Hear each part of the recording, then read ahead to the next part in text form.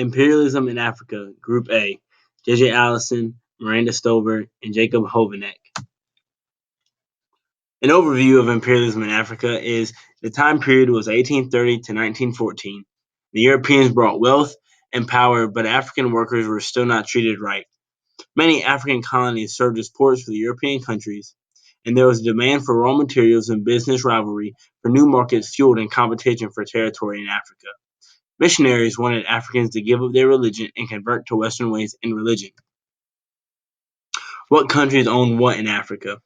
Britain had control of Egypt, Anglo-Egyptian Sudan, Nigeria, the Gold Coast, Sierra Leone, Uganda, Kenya, North and South Rhodesia, Bechuanaland, Union of South Africa. France had Morocco, Algeria, Mauritania, Senegal, French West Africa, the French Congo, and Madagascar. Germany was in control of the Togo, Cameroon, German East Africa, German Southwest Africa, and Italy had Libya, Eritrea, and Italian Somaliland. Portugal had Angola, Mozambique, Portuguese Guinea, and Belgium had the Belgian Congo. Spain had the Rio de Oro, and the Spanish Morocco, and the Spanish Guinea. Here's a map of what it would all look like. Britain had a lot of land. That's pretty much it. The Berlin Conference was between 1884 and 1885. This conference was the division of borderlines and territories for European countries. This also banded the sale of alcohol and continued to follow of arms to African people.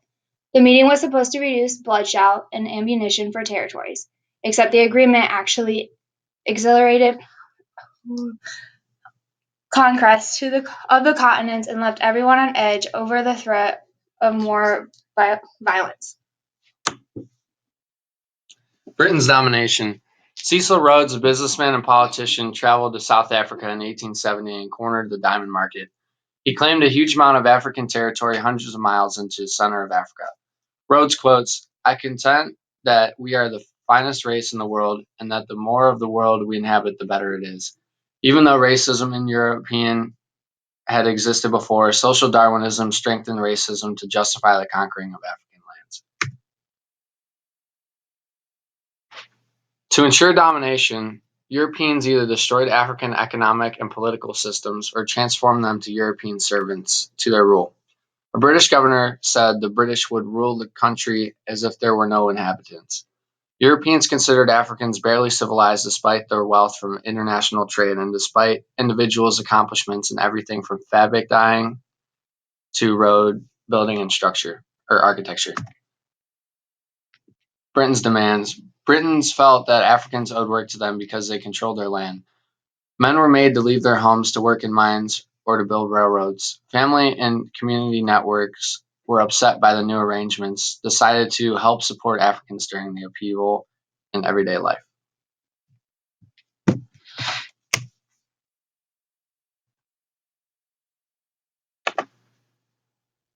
Good enough?